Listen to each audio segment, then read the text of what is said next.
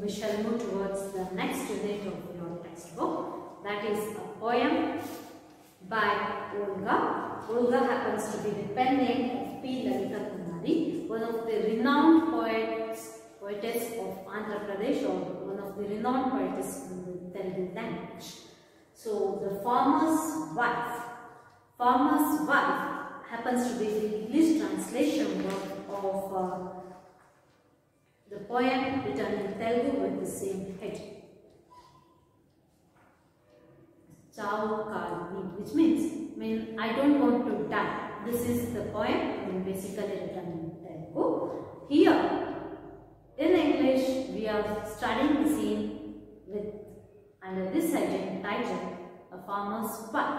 To speak about Olga P. Lalita Kumari, she happens to be out and out feminist, and her works focus or has the main theme of feminism. So problems of course are dealt by her, but problems of the society, be it social, economic or political issues, she deals these issues with a feminine aspect or feminine viewpoint. So this is this is the major theme, or this is the theme of writing that is employed by Olga in almost all her works. To provide a brief background about this particular poem, The Farmer's Wife, so it is about the heinous, pathetic condition of farmers, particularly and in general, and particularly she is speaking about the pathetic condition of the widow of the farmer, the farmer's wife after the death of the farmer. India, which happens to be a country which is based on agriculture, agriculture happens to be the backbone of Indian economy, and farmers happen to be the major section that is covered by Indian economy, which covers Indian economy. ಆದರೂ ಕೂಡ ಅನ್ನದಾತ ಅಂತ ಹೇಳ್ತಕ್ಕಂತಹ farmer ನ ಪರಿಸ್ಥಿತಿ ಏನಿದೆ, ಇದು ಕೆಲವಾರು decades ಗಳಿಂದ ಒಂದಷ್ಟು ವರ್ಷಗಳಿಂದ ನಾವು ಕಾಣ್ತಿರ್ತಕ್ಕಂತಹ ಏನು ಅಂತ ಹೇಳಿದ್ರೆ, that is the major problem that we are witnessing with regard to farming is the suicide rate is increasing day by day. The rate of suicide, that is farmers committing suicide for the want of various reasons, or what we do call as X factor. Maybe for unable to repay debts, ಸಾಲವನ್ನು ತೀರಿಸಲಿಕ್ಕೆ ಸಾಧ್ಯವಾಗದೇ ಇರತಕ್ಕಂಥದ್ದು, ಅತಿವೃಷ್ಟಿಯಿಂದ ಆಗಿರ್ಬೋದು, ಅನಾವೃಷ್ಟಿ ಆಗಿರ್ಬೋದು, ಎಷ್ಟೋ ಸಂದರ್ಭಗಳಲ್ಲಿ ಬೆಳೆ ಕೈ ಕೊಡ್ತಿರತಕ್ಕಂಥದ್ದು. ಈ ಎಲ್ಲ ಕಾರಣಗಳಿಂದಾಗಿ ರೈತಾಪಿ ವರ್ಗ ಸಂಕಷ್ಟದಲ್ಲಿರ್ತಕ್ಕಂಥ ಆ ರೈತಾಪಿ ವರ್ಗನ ಸಂಕಷ್ಟವನ್ನ ಇಲ್ಲಿ ಇನ್ ಜನರಲ್ ಆಗಿ ನಾವು ಈ ಪೋಯಂ ಒಳಗೆ ಓಲ್ಗಾ ಅವರು ಚಿತ್ರಿಸಿರ್ತಕ್ಕಂಥದ್ದು ಗಮನಿಸ್ತೀವಿ. ಬಟ್ ಪರ್ಟಿಕ್ಯುಲರ್ ಆಗಿ she is speaking about the pathetic condition of the tragic condition of the challenges that a widow, farmer's wife, has to face after the farmer is gone. She is in fact indirectly questioning the authority of patriarchy here. So patriarchy ಏನಿದೆ ಅಂದ್ರೆ ಈ ಪುರುಷ ಪ್ರಧಾನ ಸಮಾಜದೊಳಗೆ ಮಹಿಳೆಗೆ ಇರ್ತಕ್ಕಂತಹ ಅವಳ ಒಂದು independent life ಅನ್ನ ಲೀಡ್ ಮಾಡಲಿಕ್ಕೆ ಅವಳಿಗೆ ಇರ್ತಕ್ಕಂತಹ ಒಂದು ವುಮನ್ ಎಂಪವರ್ಮೆಂಟ್ ಆಗಲಿಕ್ಕೆ ಇರ್ತಕ್ಕಂತಹ ಲಿಮಿಟೆಡ್ ರಿಸ್ಟ್ರಿಕ್ಟೆಡ್ ಅವೈಲಬಿಲಿಟೀಸ್ ನ ನಡುವೆಯೂ ಕೂಡ she accepts the challenges and she is ready to fight. So indirectly she is also trying to present woman as more powerful in comparison with man. ಎಂಥದೇ ಸಂದರ್ಭ ಇದ್ದಾಗಲೂ ಕೂಡ this particular woman, this farmer's wife is ready to accept the challenges, but is not ready to give up her life. She is ready to accept the challenges, she is ready to face the challenges, but does not think of giving up her life. The main source of her cause, the main cause for her mere existence, what she calls is the crop of her womb. So, the crop of her womb and the sense of attachment that she has towards her kids happens to be the driving force for this woman's existence. So, having or considering the future of her kids, she is ready to face challenges, and thus through her message of being ready to face challenges and ever ready to teach her kids that you should not stop or you should not take a U-turn when you come across troubles. Here, Olga is satirizing the patriarchal society. Of course, the poem has its tone wherein the speaker of the poem happens to be the farmer's wife who speaks to her husband. Though she is questioning her husband, through her work, Olga is trying to question the patriarchal society itself. And the rules and regulations of patriarchal society has been questioned by Olga. The mere concept, the theme, the belief of patriarchal society that man is superior to woman, or to put it in other words, woman being treated as an inferior object by man is questioned by Olga in this poem, The Farmer's Wife. Of course, she is speaking about the problems of farmers in general, but particularly she is trying to present the flaws of patriarchal society. She is questioning the very mindset of patriarchy. So let me go through the poem. The Farmer's Wife by Olga. Your birth years and you're gone. Poor sinner that I am, remain before your creditors. Unable to bend your head or stretch out your hand or sell your crops, you crossed over. But I was born with a headband, a hand outstretched, not unused to being sold. Knowing all this, did you leave me? You found release with poisoning my bitter existence. The cotton crop is but yesterday's, but our family. How often have I drowned in it? How many times have I escaped death? Whether you abused or revered me, kicked me when you were drunk, I thought, he is but a man. Little did I dream you would deal me a death blow like this. True, the crop was gone, the debt remained, our dignity hit the dust, our hearts turned to water, but how did you imagine my backwood bear the burden of 4 children? You saw your crop destroyed, what of the harvest of my womb? Can I leave them to the wind like all eaten cotton pots? It takes a moment to die, but open your mouth and ask, what of this? Why of this? Needs a firm heart. To teach my children to clench a fist, not merely for a handful of rice, but in battle I must be. I must embrace life, but life, not death. Embrace life and struggle for life. So, not death, but life. ಈ ಒಂದು title ನಲ್ಲಿ ಬರೆದಿರುವಂತಹ ಪದ್ಯ ಅಂದ್ರೆ ತೆಲುಗುನೊಳಗೆ ಬರೆದಿರತಕ್ಕಂಥ ಪದ್ಯವನ್ನ ನಾವು English translation ಒಳಗೆ the farmers wife ಅನ್ನೋ ಪದ್ಯದೊಳಗೆ ಕಲಿತಾ ಇದ್ದೇವೆ. So the speaker in the poem is clearly evident here. It is the farmers wife. So to whom is she speaking? To whom is she speaking about her problems? ಯಾರಿಗೆ ಹೇಳ್ತಾ ಇದ್ದಾಳೆ? ಯಾರನ್ನ address ಮಾಡ್ತಾ ಇದ್ದಾಳೆ? ಯಾರ ಹತ್ರ ಅವಳು ತನ್ನ ಸಂಕಟವನ್ನ ಹೇಳ್ತಾ ಇದ್ದಾಳೆ? She is addressing her dead husband, the husband who has committed suicide ಮಾಡ್ಕೊಂಡಿರ್ತಕ್ಕಂತಹ ಅವಳ ಗಂಡನ ಬಳಿ ಅವಳು ತನ್ನ ಸಮಸ್ಯೆಗಳನ್ನ ಹೇಳ್ಕೊಳ್ತಾ ಇದ್ದಾಳೆ. Here the poetess has used opposites with an intention. ಬಹಳಷ್ಟು ಸಂದರ್ಭಗಳಲ್ಲಿ ನಾವು ಆ ಪದ್ಯದೊಳಗೆ ಆಪೋಸಿಟ್ಸ್ ಅನ್ನ ಯೂಸ್ ಮಾಡಿರೋದನ್ನ ಗಮನಿಸ್ತೀವಿ.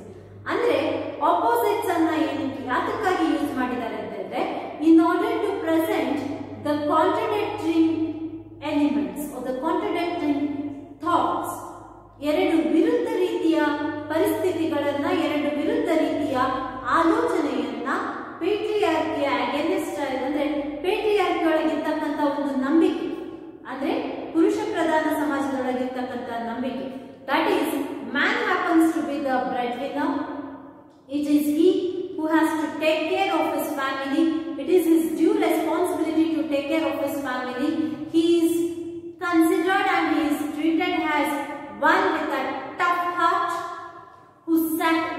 who has to deal with all the odds for the sake of his family. ಈ ಒಂದು ಆಲೋಚನೆಗೆ ಭಿನ್ನವಾಗಿರ್ತಕ್ಕಂತಹ ಇಲ್ಲಿರುವ ಅವಳ ಗಂಡನ ನಡೆ, ಅದನ್ನ ಇಲ್ಲಿ ಫಾರ್ಮರ್ಸ್ ವೈಫ್ ಕ್ವಶನ್ ಮಾಡ್ತಿರ್ತಕ್ಕಂಥದ್ದು ನಾವು ಗಮನಿಸ್ತೇವೆ.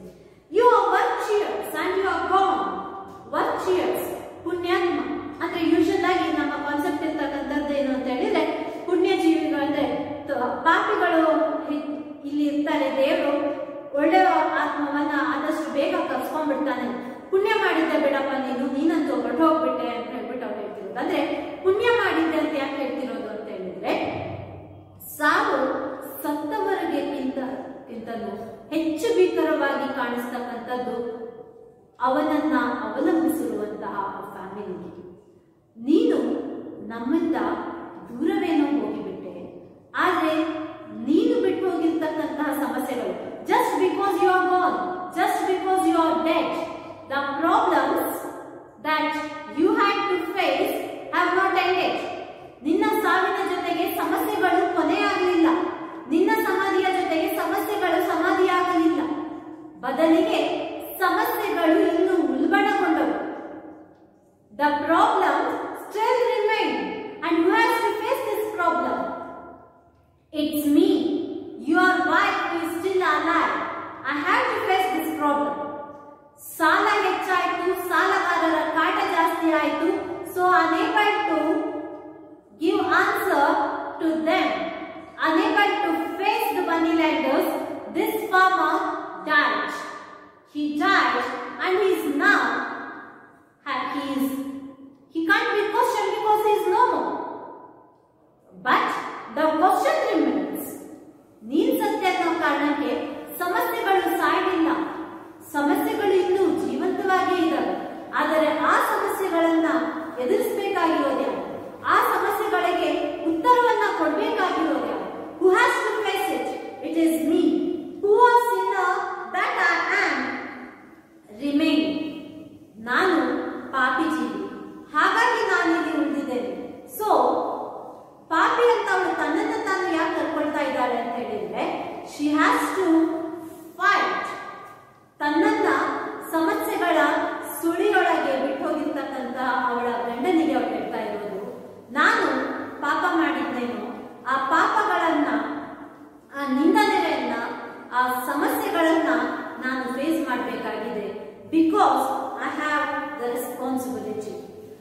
I am the Sinner who was Sinner that I am remain before your creditors. ನಿನಗೆ ಸಾಲ ಕೊಟ್ಟಿರೋದ್ರ ಮುಂದೆ ನಾನಿವತ್ತು ನಿಂತಿದ್ದೇನೆ. ಹೀನಾಯ ಪರಿಸ್ಥಿತಿಯೊಳಗೆ ಸಮಸ್ಯೆಗಳಿಗೆ ಉತ್ತರವನ್ನ ಕಾಣದೇ ಇರತಕ್ಕಂತಹ, ಯಾವುದೇ ರೀತಿಯ ಸಪೋರ್ಟ್ ಇಲ್ಲದೆ ಇರತಕ್ಕಂಥ ವ್ಯವಸ್ಥೆಯೊಳಗೆ ನಾನಿವತ್ತು ನಿಂತಿದ್ದೇನೆ. Unable to bend your head or stretch out your hand or sell your crops, you crossed over. Crossed over ಅಂತ ಹೇಳಿದ್ರೆ ಈ ಲೋಕವನ್ನ ತ್ಯಜಿಸಿ ನೀನು ಬೇರೆ ಲೋಕಕ್ಕೆ ಹೋಗಿ. ಯಾತಕ್ಕಾಗಿ? Why is it that you decided to poison yourself? Why is it that you killed yourself? Why is it that you decided to cross over? Because you were not ready to bend your head. You were not ready to stretch out your hand. ನೀನು ಆ ಸಾಲಗಾರರ ಮುಂದೆ ನಿನಗೆ ತಲೆ ತಗ್ಗಿಸುವಂತಹ ಮನಸ್ಸಾಗಲಿಲ್ಲ. ಬೇರೆಲ್ಲಾದ್ರೂ ಬೇಡಿಯಾದರೂ ಸಾಲವನ್ನ ವಾಪಸ್ ಕೊಡ್ಲಿಕ್ಕೆ alternate ವ್ಯವಸ್ಥೆ ಮಾಡುವಂತಹ ಮನಸ್ಸು ನಿನಗಾಗಲಿಲ್ಲ. Because you consider your self ego, your pride, your prestige far more rather than the problems and your dependence. ನಿನ್ನನ್ನು ನಂಬಿಕೊಂಡಿರ್ತಕ್ಕಂತಹ ಮನೆ, ಆ ಫ್ಯಾಮಿಲಿ, ಮಕ್ಕಳು, ಇವ್ರಿಗೂ ಹೆಚ್ಚಾಗಿ ನೀನು ಕನ್ಸಿಡರ್ ಮಾಡಿದ್ದು, ನೀನು ಇಂಪಾರ್ಟೆನ್ಸ್ ಕೊಟ್ಟಿದ್ದು ನಿನ್ನ ಪ್ರತಿಷ್ಠೆಗೆ, ನಿನ್ನ ಗೌರವಕ್ಕೆ. Because you are not ready to bend your head, ತಲೆಬಾಗಿಸಲಿಕ್ಕೆ ನೀನು ತಯಾರಿರಲಿಲ್ಲ. which means you are not ready to accept insults. So you thought of leaving this world. But ನೀನು ಪುರುಷ ಪ್ರಧಾನ ಸಮಾಜದೊಳಗೆ ತಲೆ ತಗ್ಗಿಸುವಂಥದ್ದನ್ನ ನಾವು ಆ ಪುರುಷ ವರ್ಗಕ್ಕೆ ಕಲಿಸ್ಕೊಟ್ಟಿಲ್ಲ ಅನ್ಸುತ್ತೆ. Always it is his thought to hold his head high. That is pride. He is brought up with the feel of pride. But when it comes to the bringing up of a female child, she is always taught to have patience. She is always taught to think about the rest before herself. She is always taught to think about the pride of her family and the problems of her family before thinking about her own good and about her welfare. ಪ್ರಾಯಶಃ ಆ ಕಾರಣಕ್ಕಾಗಿಯೋ ಏನೋ ನಾನು ತಲೆ ತಗ್ಗಿಸಲಿಕ್ಕೆ ಸಾಧ್ಯ ಇದೆ ಅನ್ನುವ ಕಾರಣಕ್ಕಾಗಿ ನನ್ನನ್ನು ಏಕಾಂಗಿಯಾಗಿ ನೀನು ಬಿಟ್ಟು ಹೋಗಿದ್ದೆ ಅನ್ಸುತ್ತೆ. I was born with head bent, which means ಬೆಳೆಯುವಾಗ ಆ ಹೆಣ್ಣು ಮಗುವಾಗಿ ನನಗೆ ಕಲಿಸ್ಕೊಟ್ಟಿದ್ದೇನು ಅಂತ ಹೇಳಿದ್ರೆ ತಲೆ ತಗ್ಗಿಸಿ ನಡೆ ಅಂತ. ತಲೆ ತಗ್ಗಿಸುವುದು ಅಂತ ಹೇಳಿದ್ರೆ to not think more about self pride. Think about your family. Think about your parents, think about your elders, think about your brothers, sisters, and when you get married, think about your husband, and when you have kids, think about your children. I was never ever taught to think about myself. So to me, bending head might be an easier thing. ನೀನು ಕಲ್ಪಿಸಿಕೊಂಡಿದ್ದು ಹಾಗೆ ಅನಿಸುತ್ತೆ. ತಲೆ ತಗ್ಗಿಸುವುದು, ಅವಮಾನಗಳನ್ನ ಸಹಿಸುವುದು ನನಗೆ ಸುಲಭ ಅಂತ ಅಂದ್ಕೊಂಡು ನನ್ನನ್ನ ಏಕಾಂಗಿಯಾಗಿ ಈ ನಿನ್ನ ಸಾಲಗಾರರ ಮುಂದೆ ತಲೆ ತಗ್ಗಿಸುವಂತೆ ಮಾಡಿ ಹೊರಟು ಹೋದೆ. And what is it that I should do? I was born with a head bent and outstretched. ಸಣ್ಣ ಪುಟ್ಟ ವಿಷಯಗಳಿಗೆ ಕೂಡ ಪರರಿಂದ ಬೇಡಿ ಪಡ್ಕೋಬೇಕಾದಂತಹ ಪರಿಸ್ಥಿತಿಯೊಳಗೆ ಬೆಳೆದಂತಹ ನಾನು, ಅಂದ್ರೆ woman being denied of economic freedom right from her child. So ಬೇಡುವುದು, ಅವಮಾನಗಳನ್ನು ಸಹಿಸುವುದು ಒಬ್ಬ ಮಹಿಳೆಗೆ ದೊಡ್ಡ ವಿಷಯವಲ್ಲ ಅಂತ ಭಾವಿಸಿದಂತ ನೀನು ನನ್ನನ್ನ ನಡು ನೀರಿನೊಳಗೆ ಬಿಟ್ಟು ಹೋಗಿದೀಯಾ ಅಂತ ತನ್ನ ದುಃಖವನ್ನ, ತನ್ನ ಅಳಲನ್ನ, ತನ್ನ ಸಂಕಟವನ್ನ, ಅವಳು ಈಗ ಫೇಸ್ ಮಾಡಬೇಕಾಗಿರುವಂತಹ ಚಾಲೆಂಜಸ್ಗಳನ್ನ ತನ್ನ ಸತ್ತೋಗಿರುವಂತಹ ಗಂಡನ ಶವದ ಮುಂದೆ ಸಂಕಟವನ್ನ ಕೂಡ್ಕೊಳ್ತಿರುವಂತಹ ಮಹಿಳೆ ಕತೆ.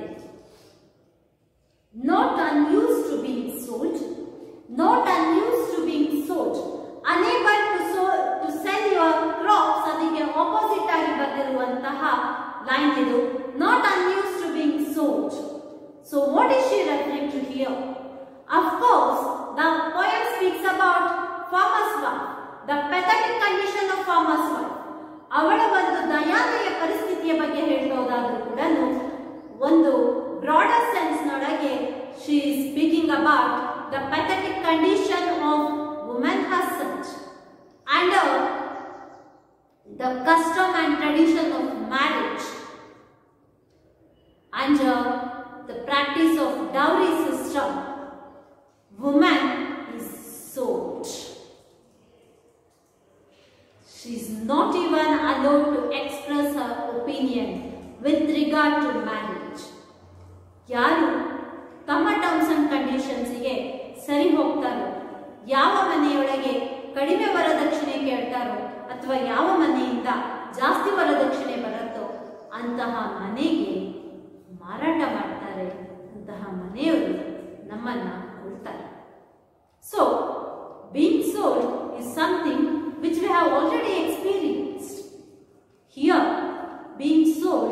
also has another meaning of this. That is, woman being objectified, used as an object, a social element.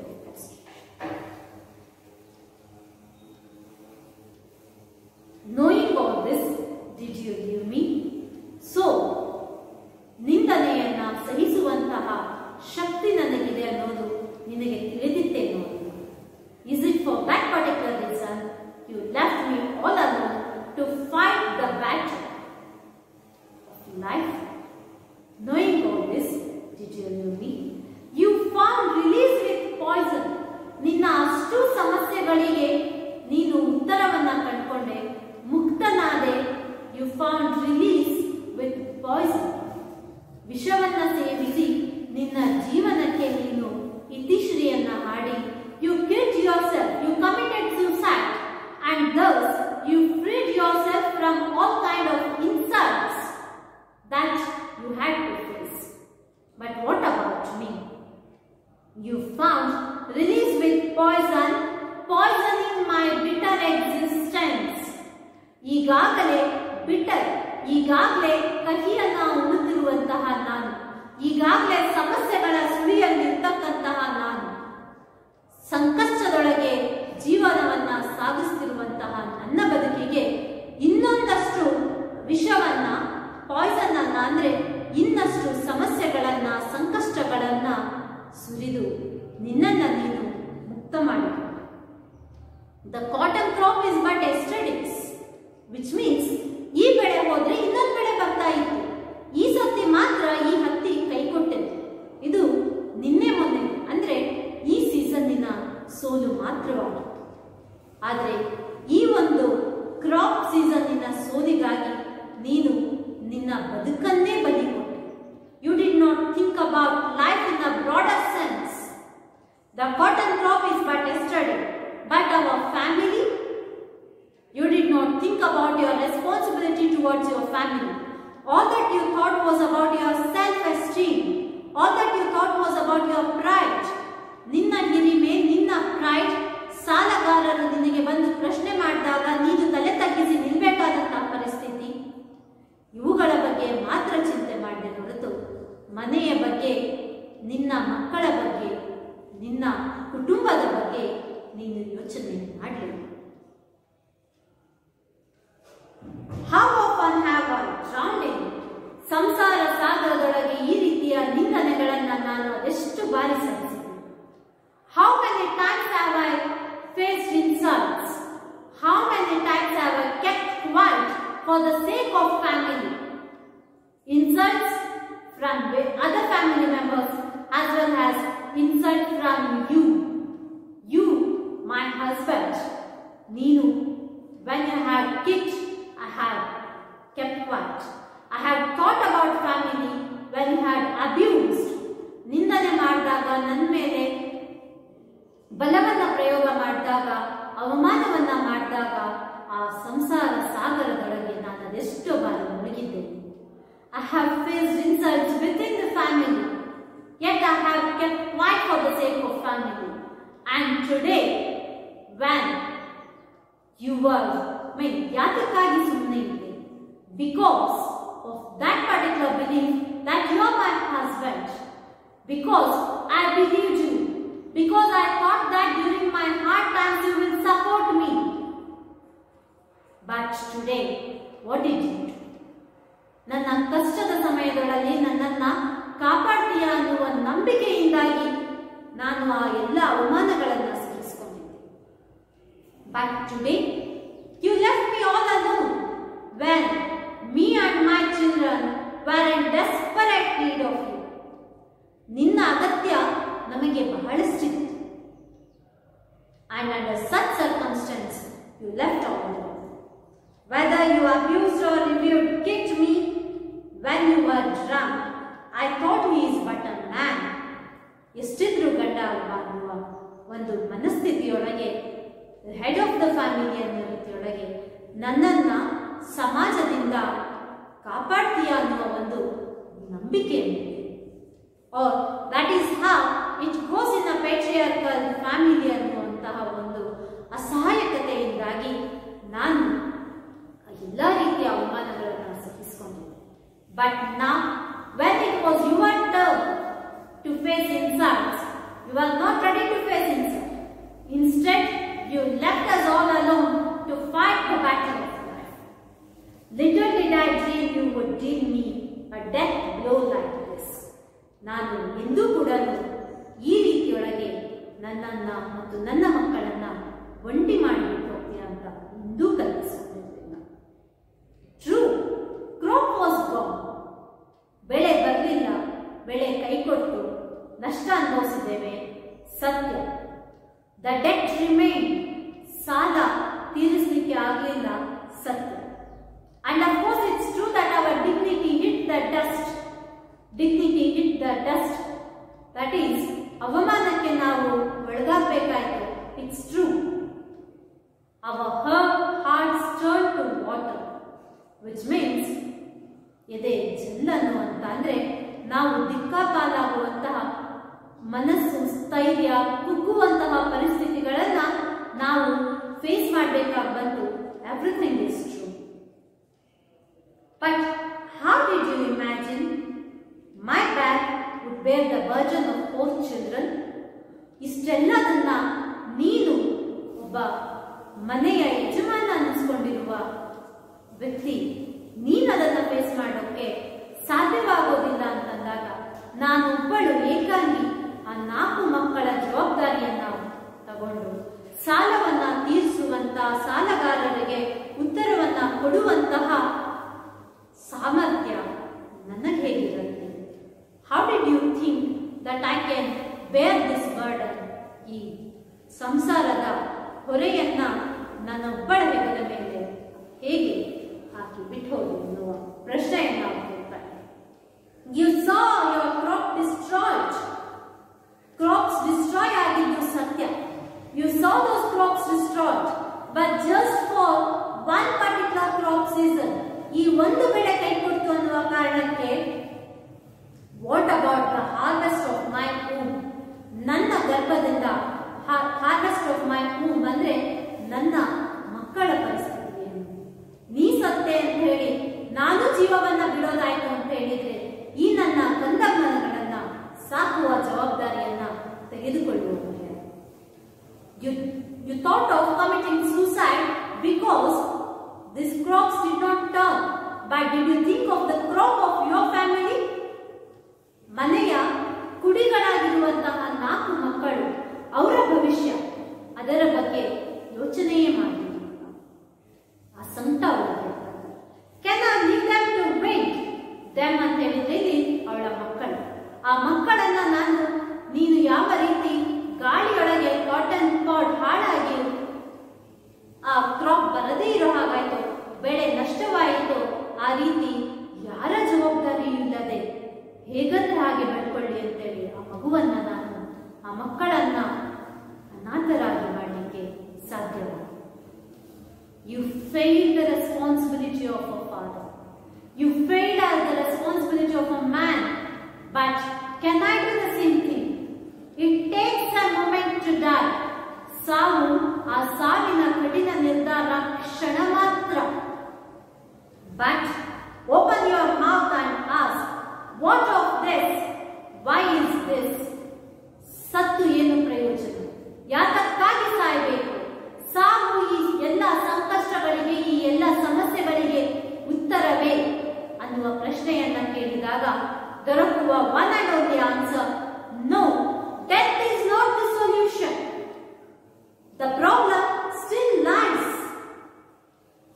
The problem does not vanish with your death. To live, to think of this, why is this? ಯಾತಕ್ಕೆ ಬದುಕಬೇಕು? ಈ ಬದುಕನ್ನುವ ಸಂಘರ್ಷದೊಳಗೆ ಎಲ್ಲಲಿಕ್ಕೆ ಬದುಕಬೇಕು? ನಮ್ಮನ್ನ ನಂಬಿಕೊಂಡಿರ್ತಕ್ಕಂತಹ ನಮ್ಮ ಡಿಪೆಂಡೆನ್ಸಿಗಾಗಿ ನಾವು ಬದುಕಬೇಕು.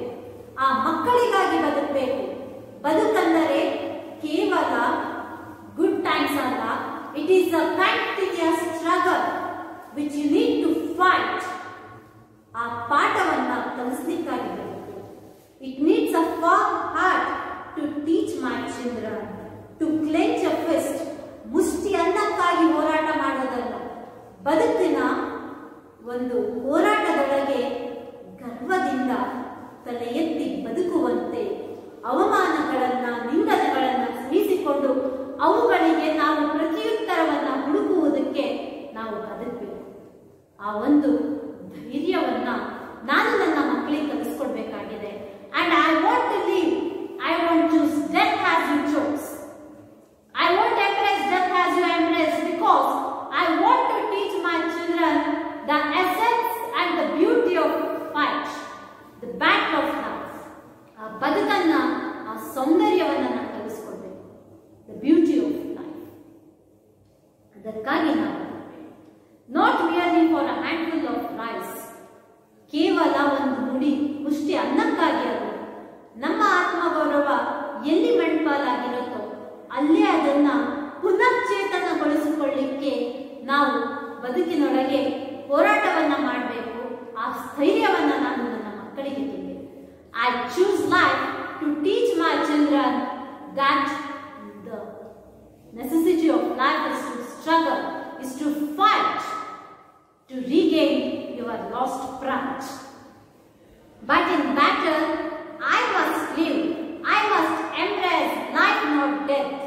ನಾವು ಬದುಕನ್ನುವ ಈ ಸಂಘರ್ಷಗಳಲ್ಲಿ ಜೀವನ ನಮ್ಮ ಮುಂದೆ ಇರ್ತಕ್ಕಂತಹ ಎಲ್ಲ ಸವಾಲುಗಳನ್ನ ಸ್ವೀಕರಿಸಿ ಆ ಸವಾಲುಗಳನ್ನ ಸೋಲಿಸುವಂತಹ ದಾರಿಯೊಳಗೆ ಬದುಕನ್ನ ಅಪ್ಪಿಕೊಳ್ಳಬೇಕೇ ಹೊರತು ಸಾವನ್ನಲ್ಲ, ಸಾವಿನ ಕಡೆಗೆ ನಾವು ಮುಖ ಮಾಡಬಾರದು. ಈ ಪಾಠವನ್ನ ನಾನು ನನ್ನ ಮಕ್ಕಳಿಗೆ ಕಲಿಸ್ತೀನಿ. So I want to embrace life and struggle for life. So I want to lead life. I want to be alive ಅನ್ನುವ ಮೆಸೇಜ್ ಅನ್ನ ಇಲ್ಲಿ ಫಾರ್ಮರ್ಸ್ ವೈಫ್ ಹೇಳ್ತಾರೆ. ಸೊ ಇಲ್ಲಿ ಇರ್ತಕ್ಕಂಥ ಒಂದು ಐಎನ್ಇ ಏನು ಅಂತ ಹೇಳಿದ್ರೆ, ವ್ಯಂಗ್ಯ ಏನು ಅಂದ್ರೆ, man is considered to be strong enough, but mentally woman turns out to be more strong in comparison with man ಅನ್ನುವ ಒಂದು ಫೆಮಿನಿಸ್ಟ್ ಥಾಟ್ ಅನ್ನ ಇಲ್ಲಿ ತರ್ತಾ ಇದ್ದಾರೆ. ಅದರ ಜೊತೆಯೊಳಗೆ feminist thought mean the problems that a woman faces or she has to suffer in this patriarchal society has been presented by Olga in the poem The Farmer's Wife. So this is Farmer's Wife. Thank you.